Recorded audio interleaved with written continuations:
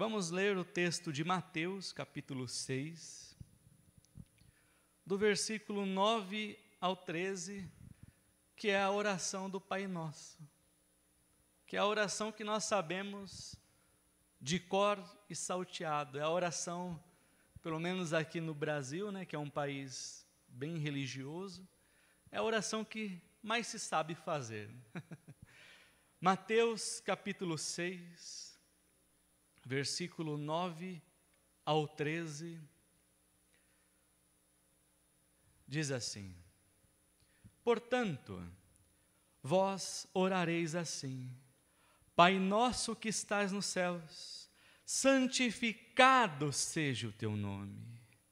Venha o teu reino, seja feita a tua vontade, tanto na terra como no céu.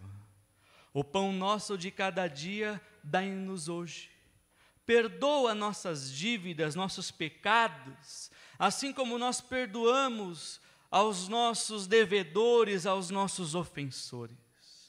Não nos induza ou nos deixe cair à tentação, mas livra-nos do mal, porque teu é o reino, o poder e a glória para sempre. Amém. Amém, irmãos? Santificado seja o teu nome, venha o teu reino, seja feita a tua vontade, tanto na terra como no céu. É a partir daqui que nós vamos refletir nesta noite. Santificado seja o teu nome, venha o reino de Deus, venha o seu reino e a vontade dele seja feita em todas as dimensões, na dimensão da terra e nas dimensões dos céus. Eu repito, como das outras vezes, que os ensinamentos de um mestre demonstram a sua maneira de viver, como ele se relaciona com Deus e como ele se relaciona com o mundo ao seu redor. Então a oração do Pai Nosso é um ensinamento que demonstra como Jesus, ele se relacionava com Deus e com o mundo ao seu redor, como ele vivia, como ele caminhava. A oração do Pai Nosso, como versículos anteriores, o próprio Jesus diz a respeito da oração, não é algo a ser repetido, repetido e repetido, na intenção de quanto mais repetições, mais Deus tem a possibilidade de te ouvir. Não. Ora o teu Pai em secreto, porque em secreto Ele vai te recompensar. Então ora, porque Ele vê todas as coisas, e antes que a palavra saia da sua boca, Deus já sabe o que você vai dizer. Ele sonda, como nós cantamos aqui, né? Ele sonda nosso entendimento, nosso ser.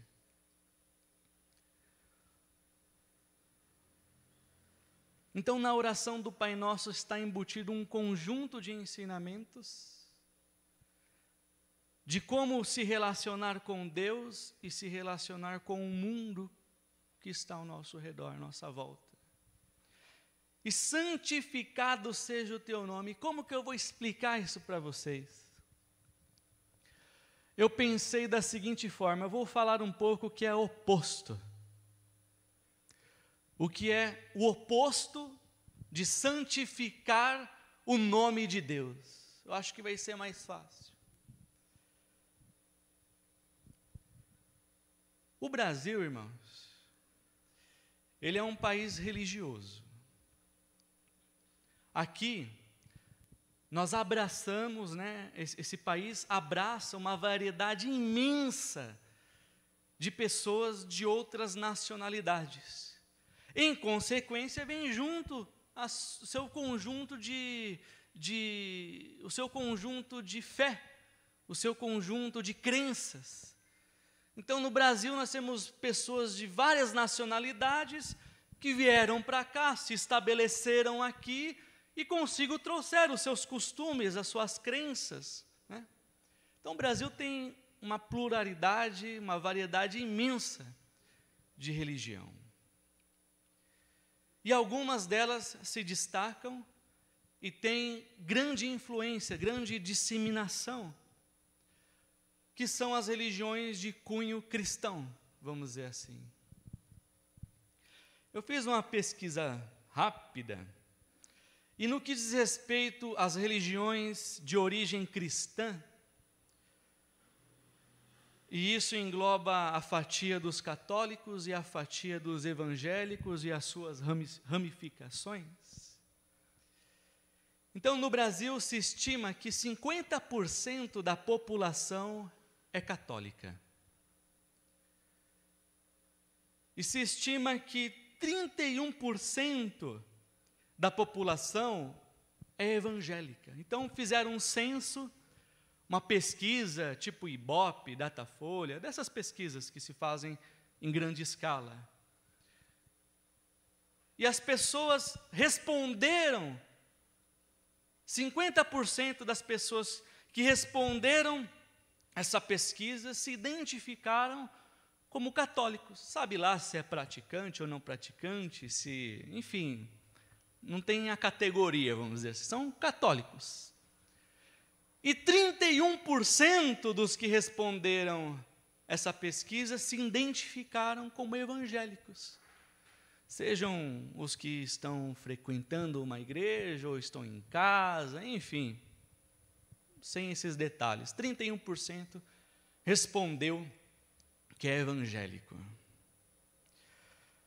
Para você ter uma ideia, no Brasil, está mais ou menos assim, como eu falei, 50% católico, 31% evangélico, 10%, eu acho que é um número alto, respondeu à pesquisa se identificando que não tem nenhuma religião.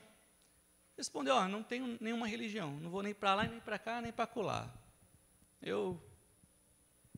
Sou eu. Não tem religião. 3% responderam que são espíritas, aqui eu acredito que seja da parte que segue a doutrina de Allan Kardec, porque logo em sequência, os que se identificaram como Umbanda, Candomblé e religiões afro-brasileiras são 2%. 2% falou que é de qualquer uma outra religião, que eu não listei. 1% disse que é ateu. E 3% se identificaram como judeus. Então, olha só. O Brasil, se estima-se até em julho de 2020, se estima em a população mais ou menos 211 milhões de pessoas. Então, o Brasil até julho de 2020, antes do trem descarrilhar, né, com a pandemia, tinha 211 milhões, era a população. Cálculo rápido, de 211 milhões, 31% é evangélico, se diz evangélico de alguma forma.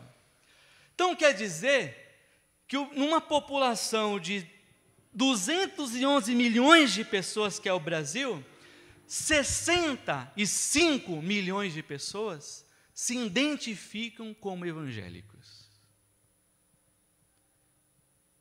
65 milhões é o que corresponde a 31%.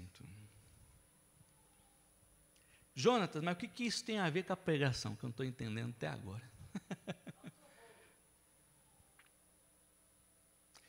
Eu vou tentar te explicar um pouco do entendimento que é do santificado seja o teu nome, te explicando o que é o oposto do que é santificado seja o teu nome. Então vamos pensar um pouquinho.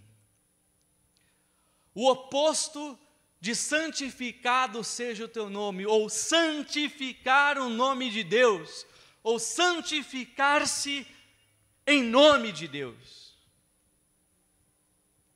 O oposto disso pode ser tornar o nome de Deus em vão. Então, quando eu torno de alguma forma o nome de Deus em vão, é o oposto de santificar o nome do Senhor. Amém? Ou quando eu faço algo em nome de Deus, e de alguma forma Deus é blasfemado pelos não crentes em Jesus, então eu estou tornando o nome de Deus em vão também. É o oposto do santificado seja o teu nome. E o entendimento mais sutil e às vezes imperceptível do que é o oposto de santificar o nome de Deus é quando eu usurpo do nome de Deus para qualquer outro tipo de finalidade contrária ao que é o Evangelho. O que é usurpar? Simples. É você se apropriar de forma ilícita de qualquer coisa. Isso é uma usurpação. Então, eu me aproprio daquilo de forma ilícita ou para fins ilícitos. Então, isso é usurpar. É tomar algo que não é seu de forma ilícita.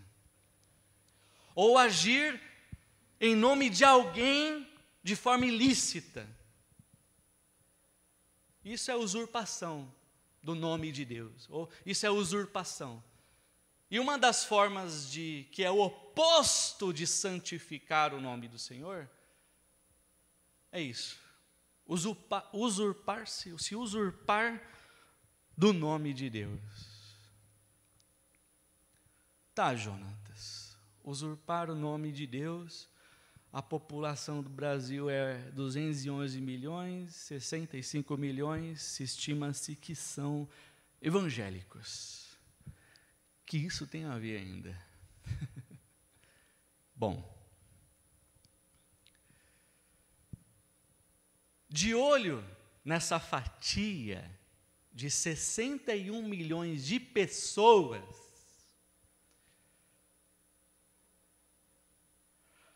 alguns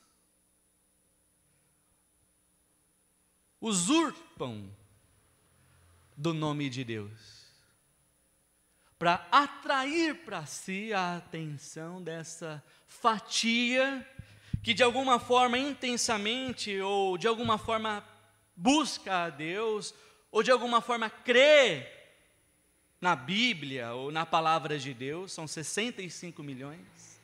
Então, de olho nessa fatia gigantesca de pessoas, que não são poucas, 65 milhões de pessoas, são pessoas que consomem, são pessoas que compram, que vendem, que têm conta em banco, que têm cartão de crédito.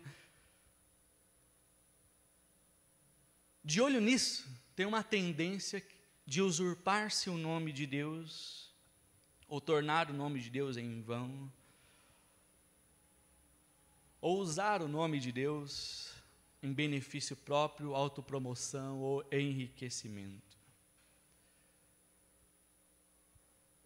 Porque eu digo para vocês, irmãos, uma pessoa bem articulada com as palavras, se ela usar o nome de Deus, ou usurpar-se do nome de Deus, se ela usar os jargões, os termos usados dentro daquele ambiente,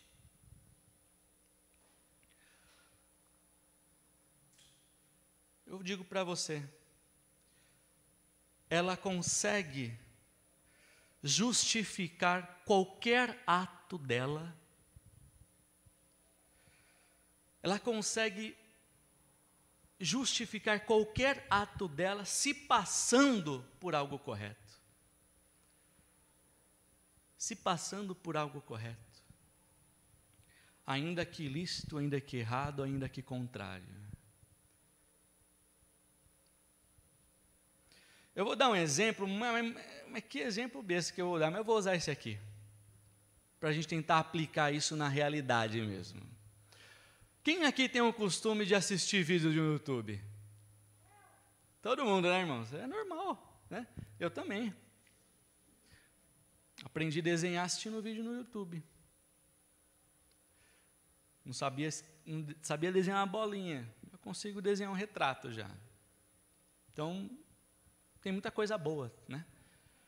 Mas é comum você dar o play lá no YouTube, né? E vir uma propaganda, certo? Seja ela qual for. Geralmente eles tem um algoritmo lá, daquilo que você mais pesquisa no Google. Quando você vai para o YouTube, já aparece aquela propaganda. Então, você está querendo comprar um celular, você vai assistir um vídeo no YouTube, você já pesquisou o preço do celular no YouTube, já vem a propaganda. Você está pesquisando sobre carro, já vem o carro. Quer vender o carro? A loja que vende o carro, que compra o seu carro. E assim, não é? E se você tem um hábito de, um exemplo, né, tem instalado no seu celular, e tem um hábito das redes sociais, né? O Facebook, o Instagram, o TikTok e outros, vai aparecer a propaganda dali, né? E é comum todo mundo participar e ter suas redes sociais. Mas tem uma que me chamou a atenção. Essa me chamou a atenção de um jeito que eu falei, não esperava isso. Não esperava esse tipo de propaganda. Quem já ouviu falar naquele aplicativo Kawaii? Kawaii, isso, Kawaii, não sei a pronúncia, Kawaii. Que é uma cópia do TikTok, né? Rapaz,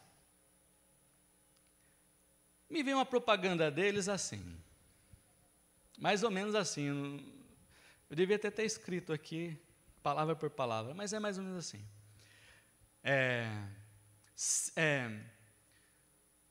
Kawaii, o aplicativo que Deus mandou nesse momento difícil da sua vida para que você consiga passar por essa fase difícil. Mais ou menos isso. Porque tem um programa de indicação, quando a pessoa cadastra com o seu link, ele te dá lá R$1, 2, 3, e se você compartilhar para 10 mil pessoas, pode ser que você ganhe alguma coisa. Né? Essa é a intenção. Mas eles usaram esse termo, que Deus enviou esse aplicativo para te socorrer no meio dessa pandemia que está quebrando todo mundo. Só me veio isso na mente. Se usurpa do nome de Deus para conseguir a fatia dos 65 milhões de evangélicos, para usar o aplicativo e crescer a plataforma e tudo mais. Os irmãos estão vendo o que é se usurpar do nome de Deus? E a coisa vai indo. É uma tendência isso. Se usurpar do nome de Deus para qualquer outra finalidade que não seja o servir a Deus, o buscar a Deus, o servir uns aos outros. Então, o contrário, o oposto do santificado seja o teu nome. Uma das possibilidades é essa, se usurpar do nome de Deus, se apropriar ilicitamente, indevidamente daquilo que não é seu. O nome de Deus não é.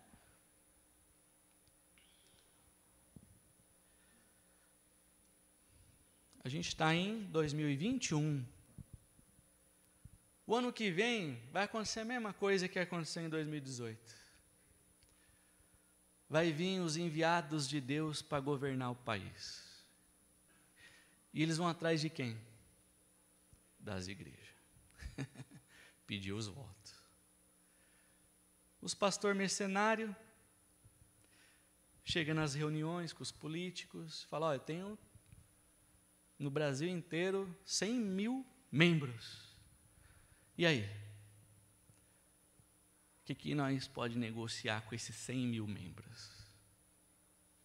Isso acontece desde que o Brasil é Brasil, desde que o voto começou a ser vendido, isso acontece. Aí aparece lá, um monte de ungido de Deus se candidatando. Aí eu me pergunto, cadê esses ungidos agora? Em que as pessoas mal têm o que comer. Vocês já foram na fila do Bom Prato em Santo Amaro, um exemplo? Eu comi lá esses dias, sabia, irmãos? Como assim, João? Eu estava lá, eu sou taxista. Então fui levar um cliente lá perto para fazer uma microcirurgia. Ia demorar, eu falei, vou comer uma marmita lá mesmo, R$1. Opa! Né? O negócio já não está bom para mim, para taxista, então eu vou dar uma economizada. Rapaz, quando eu cheguei lá na fila, irmãos, meu Deus, quilométrica. E todo mundo juntinho, que não dá para você fazer distanciamento numa fila de 60, 100 pessoas para comprar uma marmita. E lá, eu peguei, falei, eu vou comer aqui mesmo. E fiquei lá na fila, paguei meu R$1 e fui comer minha marmita no carro. Mas cadê esses ungidos aí? Numas horas dessa, né? Prestando qualquer tipo de assistência, ou sabe lá, no mínimo,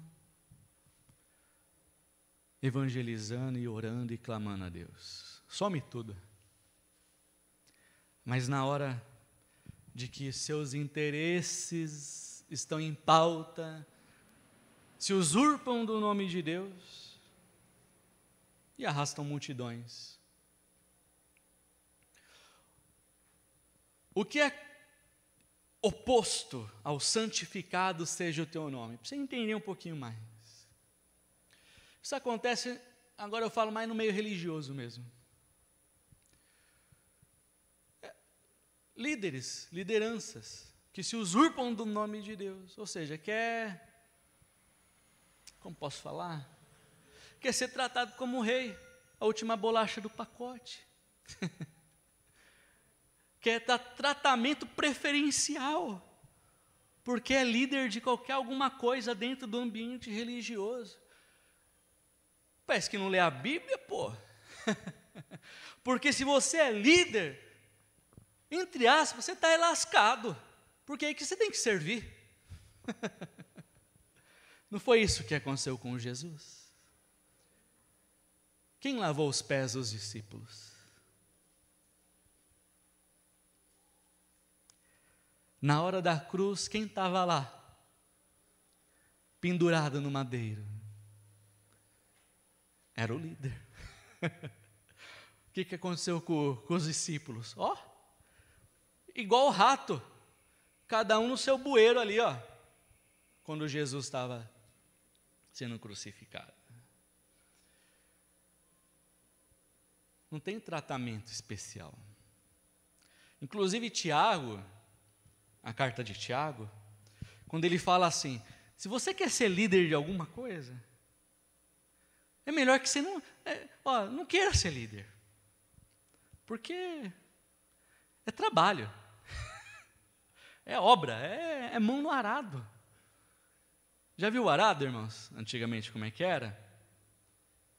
A versão que eu vi era essa, tinha um animalzinho na frente, ele vinha com um instrumento, né, tipo um gancho na terra, né? Ele segurando aqui, o burrinho lá, o animalzinho lá, puxando e abrindo a vala na terra para depois vir as sementes. Esse é o arado.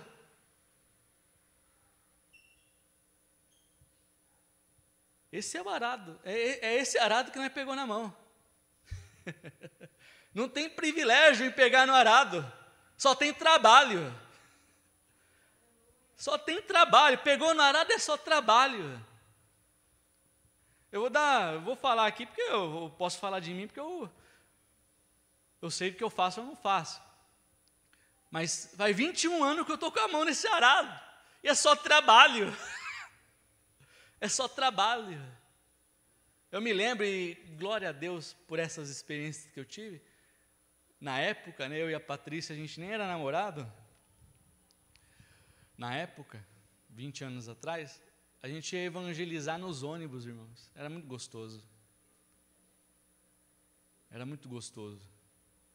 Às vezes eu pedia até para... Tinha uns 14, 15 anos de idade. Pedia para entrar na porta de trás para distribuir os folhetinhos lá dentro do ônibus. Não tem privilégio, tem trabalho. Mas você vê pessoas que usurpam o nome de Deus para ter qualquer tipo de privilégio em meio a uma liderança qualquer. Vou dar um exemplozinho bem rápido. Eu não vou falar o nome, mas se você pesquisar no Google, você vai saber. Ou no YouTube.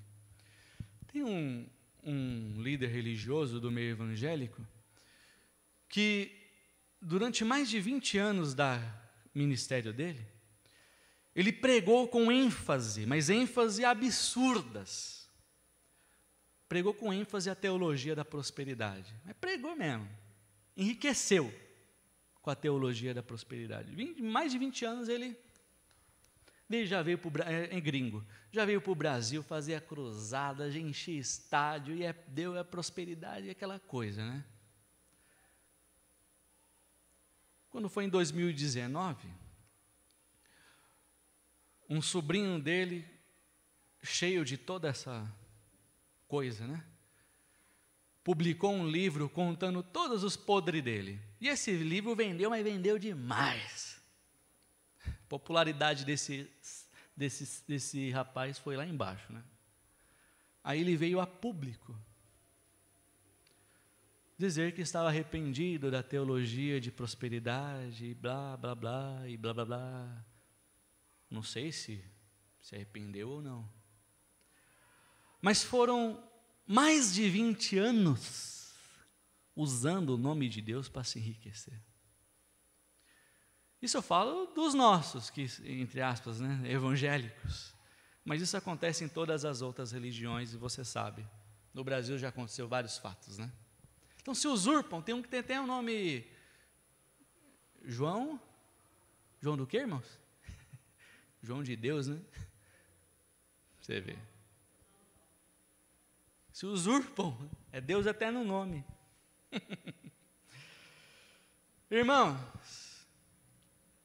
aos que usurpam o nome de Deus, ou seja, se apropriam do nome de Deus para qualquer finalidade, eu afirmo, sem medo de errar, que essas pessoas ou esses grupos não seguem os passos de Jesus Cristo. Não seguem. Se você ler em Filipenses capítulo 2, do versículo 5 ao 11, olha os passos de Jesus, que lindo.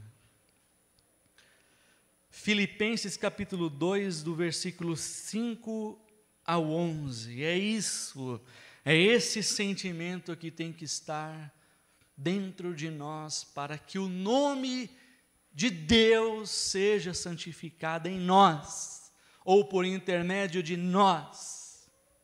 Filipenses capítulo 2, versículos 5 ao 11, diz assim: de sorte que haja em vós o mesmo sentimento que também houve em Cristo Jesus, que sendo em forma de Deus, ou seja, Deus encarnado, Jesus é Deus encarnado, o verbo que se fez carne, que sendo em forma de Deus, não teve por usurpação ser igual a Deus, mas esvaziou-se a si mesmo, tomando a forma de servo, fazendo-se semelhante aos homens. Irmãos, não tem como tomar a forma de servo ou servir ao outro, não tem como, se você não se assemelhar a esta pessoa, ou seja, qualquer sentimento que eleve os teus olhos, que eleve o seu coração a pensar de alguma forma que você é melhor ou maior do que alguém, não tem como você servir. Versículo 7, esvaziou-se a si mesmo, tomando a forma de servo, fazendo semelhante aos homens. E se achando na forma de homem, humilhou-se a si mesmo, sendo obediente à morte e morte de cruz. Por isso também, Deus o exaltou soberanamente, e lhe deu um nome que é sobre todo nome, para que ao nome de Jesus se dobre todos os joelhos que estão nos céus e na terra e debaixo da terra, e toda língua confesse que Jesus Cristo é o Senhor, para a glória de Deus Pai.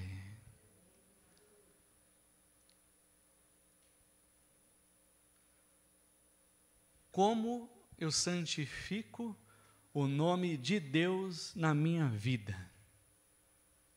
Como eu santifico o nome de Deus por intermédio de mim? Tendo esse sentimento que Jesus teve. É o sentimento de servir. Para servir, você tem que se assemelhar ao próximo. Não dá para servir se existe qualquer resquício de sentimento ou pensamento de ser melhor ou superior a alguém por causa disso, daquilo e daquilo outro. Quando isso acontece, eu sirvo em amor o outro ou uns aos outros.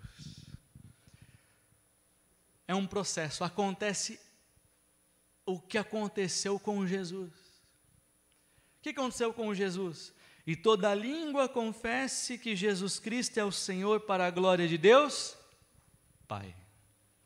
Quando há em mim esse sentimento, o sentimento de servir ao meu semelhante, quando há esse sentimento de não usurpar do nome de Deus para qualquer outra finalidade que não seja o servir em amor, quando eu sirvo em amor, semelhante a Jesus Cristo,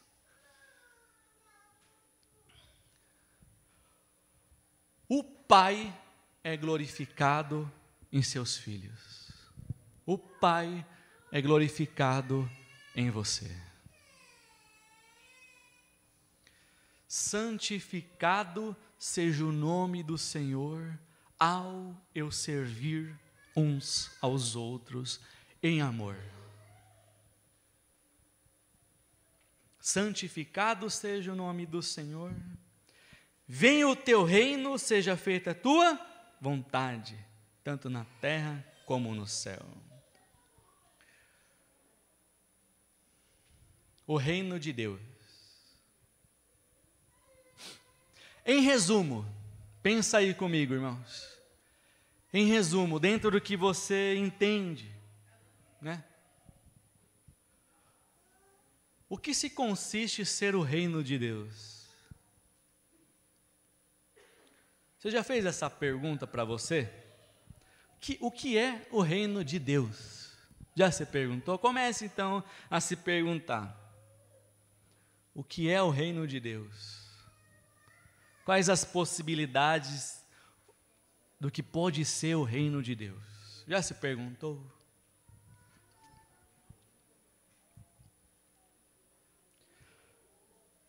O que é o reino de Deus na terra? O que é o reino de Deus em mim? O que é o reino de Deus? Paulo tentou explicar isso para a gente de forma bem simples. Romanos capítulo 14, versículo 17 ao 19, Paulo tenta explicar o que é o reino de Deus com poucas palavras. Ele diz assim, Romanos capítulo 14, versículo 17 ao 19. Porque o reino de Deus não é comida nem bebida, ou seja, não é nada material, palpável. não é nada móvel, material. Porque o reino de Deus não é comida nem bebida, mas justiça e paz e alegria no Espírito Santo. Porque quem nisso serve a Cristo, agradável é a Deus e aceito aos homens.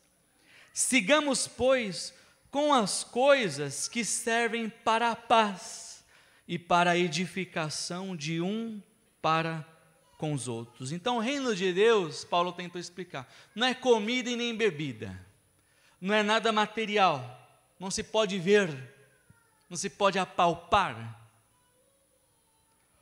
O reino de Deus é justiça, é paz e alegria no Espírito. No resumo é isso. O reino de Deus é paz, é alegria no Espírito Santo e é justiça.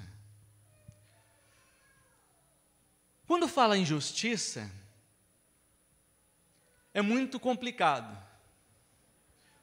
Porque a nossa justiça é diferente da justiça de Deus. Na maioria das vezes, as nossas percepções de justiça são diferentes das percepções de justiça de Deus.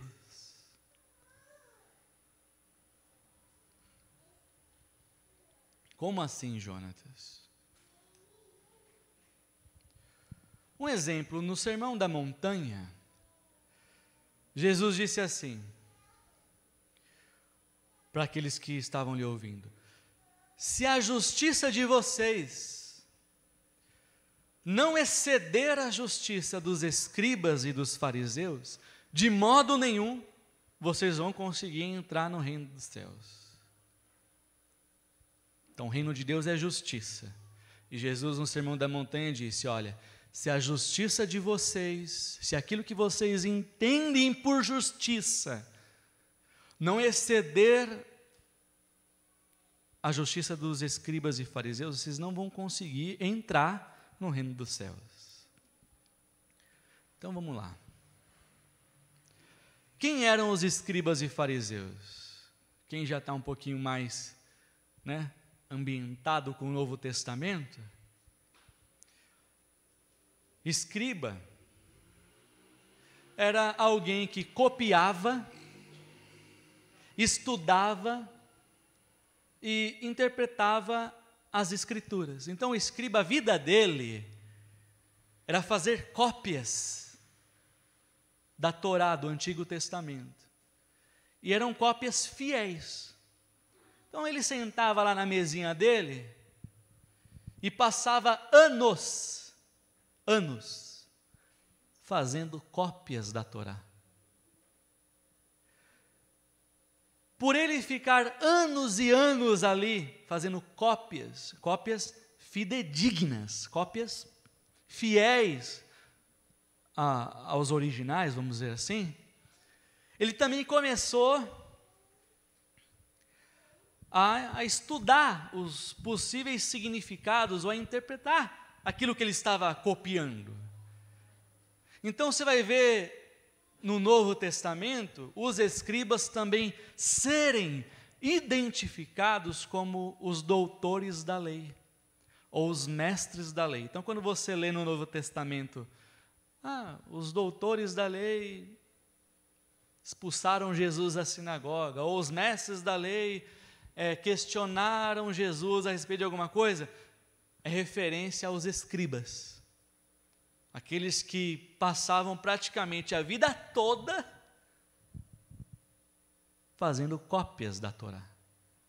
Por fazer tantas cópias, ou passar a vida toda fazendo uma cópia, eles passaram a interpretar a lei, a discutir sobre ela, sobre a aplicação da lei. Esses são os escribas. Os fariseus não faziam cópias, mas eles eram um grupo religioso, e o que se destacava-se dos fariseus é que eles eram um grupo extremamente rígido. extremamente rígidos, fariseus. Alguns fariseus eram sacerdotes, outros não. Mas eram pessoas que passavam também a vida toda estudando a interpretação da lei. Mas o que se destacava, a característica que se destacava deles, era a rigidez. Eles eram rígidos com relação às práticas e às tradições orais que se tinha no grupo deles. Pra você ter uma ideia? Você tem uma ideia como eles guardavam o sábado, né? E no sábado não se poderia fazer nenhum tipo de obra, nenhum tipo de atividade. Então, um exemplo, se num sábado você tivesse uma dor de garganta e precisasse fazer um gargarejo, um exemplo, você não podia fazer o gargarejo, você tinha que tomar o líquido direto, porque o simples fato de você colocar o líquido na sua boca e dar fazer um gargarejo, já era considerado trabalho. Ali já era quebrado o sábado, já era quebrado o guardar o sábado. Para você ter uma ideia, como os caras eram rígidos. O fardo que eles colocavam sobre os outros eram extremamente pesados.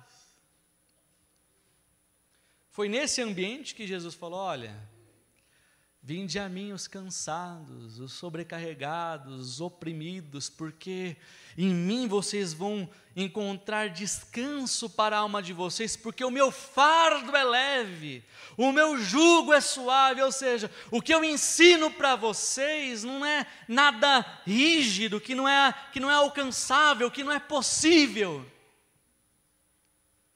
Vem comigo, que comigo, se você aprender a amar o próximo, a amar uns aos outros, você já cumpriu toda a lei e as Escrituras. É isso que Jesus estava querendo dizer. Foi nesse ambiente que eles eram rígidos. Escreveu, não leu, o pau comeu. Era mais ou menos assim os fariseus. Note bem, Jesus, no Novo Testamento, ele não critica o teor, o conteúdo dos ensinos dos escribas e fariseus. O que Jesus critica, próximo na prática, o que for diferente disso não é amor. Deus só aceita amor no próximo. Era isso que Jesus criticava neles. Então,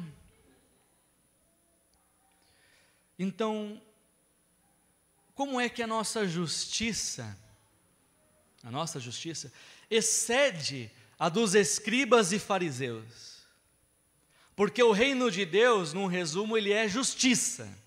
E Jesus disse: se a sua justiça não exceder a dos escribas e fariseus, de modo algum você vai entrar no reino dos céus. Então, quando ou como a nossa justiça excede, ultrapassa a dos fariseus e escribas? Em resumo, quando nós somos misericordiosos uns com os outros. No Novo Testamento, diz assim que no juízo, a misericórdia. Essa foi uma chamada de Jesus. Quando Jesus foi comer com os publicanos, não sei se você lembra dessa passagem, Jesus foi almoçar, o cafezinho da tarde, com os publicanos.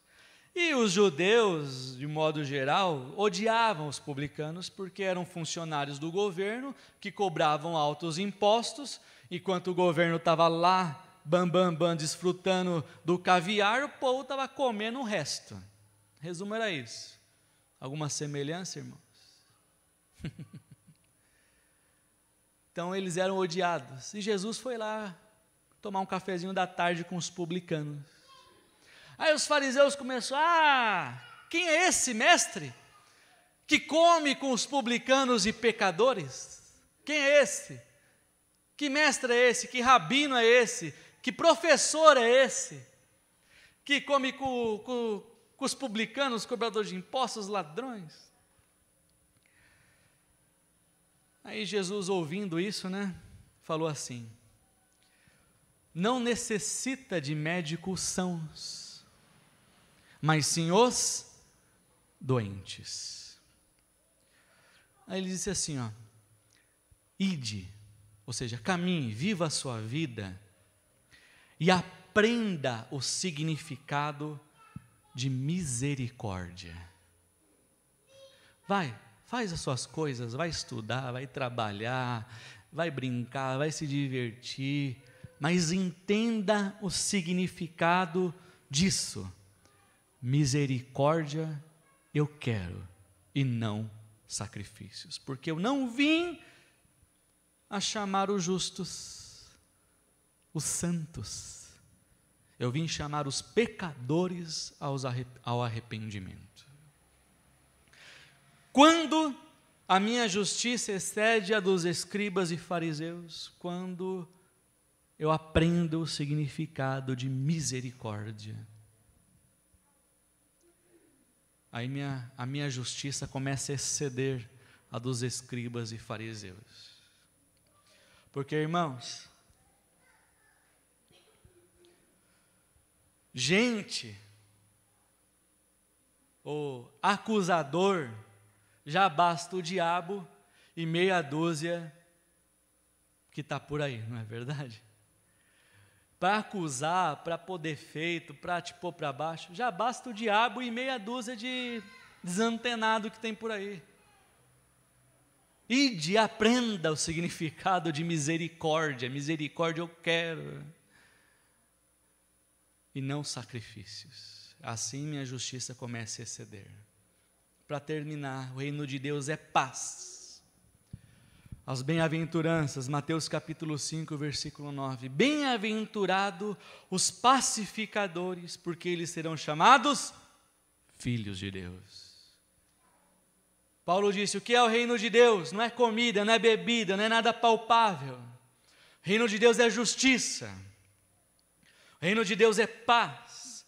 O reino de Deus é alegria no Espírito Santo. Aí eu lembrei do texto de Hebreus capítulo 1, versículo 8 e versículo 9, Deus falando a respeito de Jesus, diz assim: mas do Filho diz, ó Deus, o teu trono subsiste pelos séculos dos séculos, cedro de equidade ou de equilíbrio é o cedro do teu reino. Amaste a justiça e odiaste a iniquidade. Por isso Deus, o teu Deus, te ungiu com óleo de alegria mais do que aos teus companheiros. Então a alegria no Espírito, ela vem quando nós amamos esta justiça, que é desenvolvida através de um olhar ou uma vivência de misericórdia, que demonstra um fruto de paz, porque bem-aventurados pacificadores, porque são chamados filhos de Deus. Esses que amam a justiça e odeiam a iniquidade, porque ainda se pensa, e não digo que seja o contrário, que pecado é só matar, roubar e, isso, aquilo, outro. Oh, irmãos, iniquidade. E ainda pensam que o pecado é algo externo. Não, irmãos, o pecado é um negócio interno, tá? Qualquer dia eu vou trazer uma reflexão sobre isso. Ainda pensam que o pecado é algo externo. Não, o pecado está dentro de você. O pecado não é algo externo. Uma passagem sobre isso rápida é Jesus falando, não é o que entra pela boca que contamina os homens. Ou seja, não é nada externo que me contamina. O que te contamina já está dentro de você. Porque o que está dentro de você procede do seu coração. E só se externaliza. Então, se você está preocupado com o pecado que está lá fora, irmão, não se preocupa com isso aí não, isso aí é café pequeno. Porque o pecado está dentro de nós. Então, quando eu amo a justiça e odeio a iniquidade, servindo e andando e entendendo o que é a misericórdia, essa alegria se manifesta.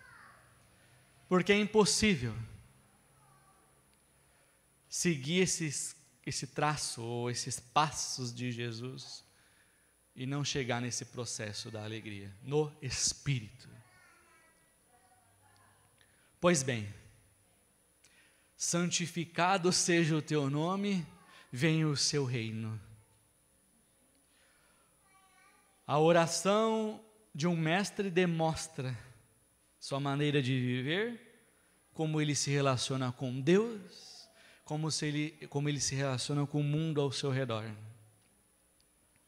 Essa é a oração do Pai Nosso, não é algo a ser repetido diversas vezes, mas é entender como o próprio Jesus, como devemos viver, nos relacionar com Deus e com o mundo.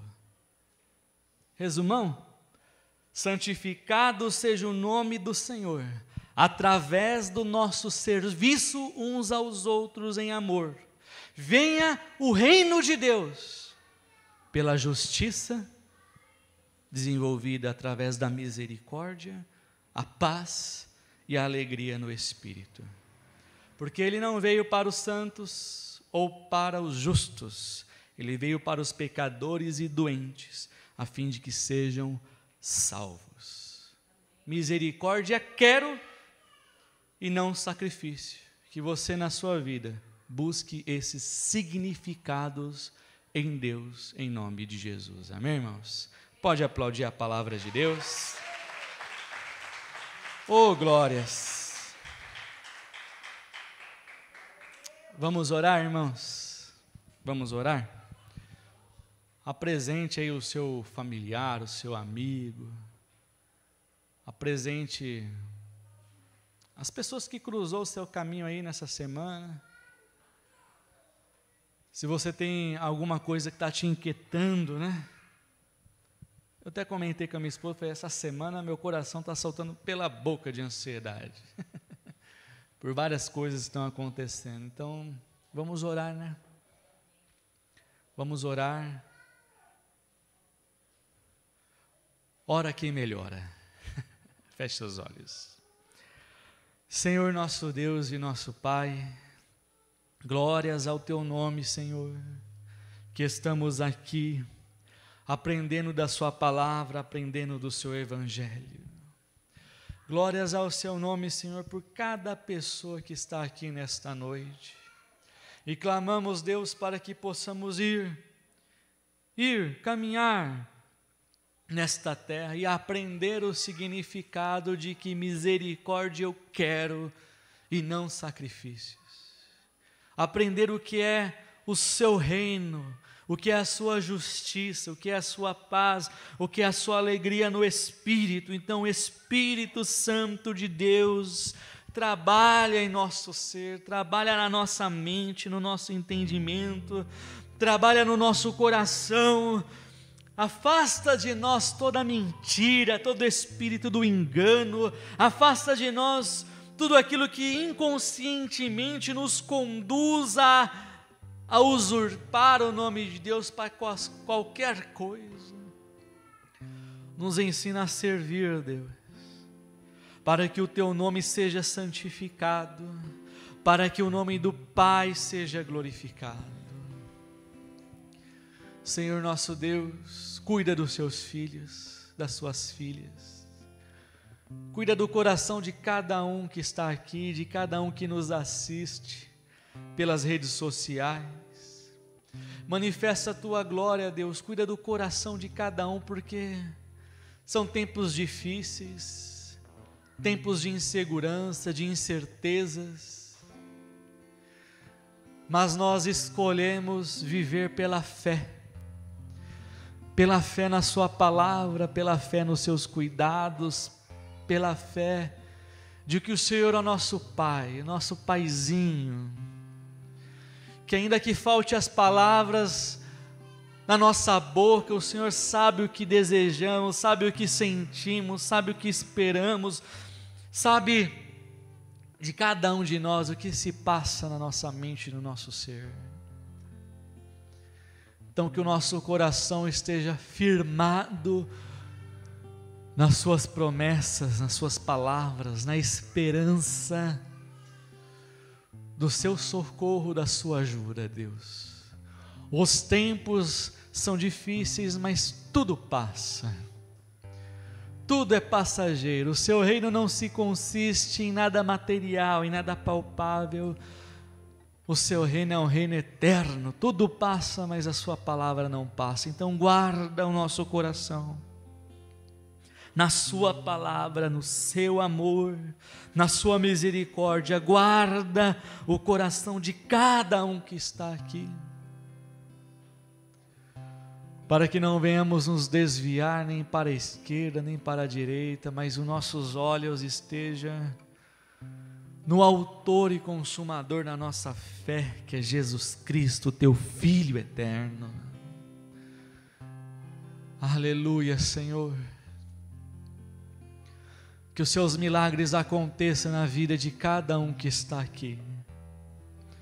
Que seus milagres aconteçam na vida dos familiares, dos parentes, dos amigos, das pessoas que cruzarem o caminho de cada um que está aqui. Os seus milagres aconteçam, Senhor, milagres de cura. Os enfermos sejam curados em nome de Jesus. As enfermidades desapareçam em nome de Jesus. Haja cura em teu nome, Senhor. Haja cura em seu nome, Senhor. Aleluia. O seu pão, o pão de cada dia, o maná de cada dia, vem à mesa de cada um que está aqui. Que não falte o sustento, que não falte o trabalho, que não falte o que esta pessoa precisa, meu Deus. Abre as portas, abre os caminhos na vida financeira, na vida material de cada pessoa que está aqui. Aleluia, Senhor. Restaura casamentos, Deus. Restaura famílias, Senhor. Aleluia, traz a tua paz na família de cada um que está aqui. Abençoa a relação do marido com a esposa, da esposa com o marido, dos pais com os filhos, dos filhos com os pais, do irmão para com o irmão. Aleluias, que a tua glória se manifeste nesta casa e haja paz, haja amor. Abençoa este lar, meu Deus, abençoa essas famílias, Senhor. Glórias ao teu nome, Senhor. Nós oramos por esse bairro, por essa vizinhança, oramos pela nossa cidade, pelo nosso país, por todos os homens e mulheres, por todas as pessoas neste mundo, Deus. Nós oramos para que o teu nome seja santificado, o seu nome seja glorificado em todo o mundo. Nós oramos para que venha o seu reino, o seu governo, o seu cedro de equidade sobre todo este mundo, a tua glória se manifeste, meu Deus. Oramos por todos os homens e mulheres, por todas as pessoas neste mundo, para que a sua glória se manifeste e haja salvação. Haja salvação, haja salvação, haja salvação, haja salvação em nome de Jesus. Glória, glórias a ti, Senhor. Glória, glórias a ti, ó Deus. Glória, glórias ao teu nome, Senhor. Seu nome seja exaltado e confessado entre todas as nações, entre todos os povos. Glórias a ti, Senhor. Amém. Graças a Deus. Vamos aplaudir, irmãos, a palavra de Deus.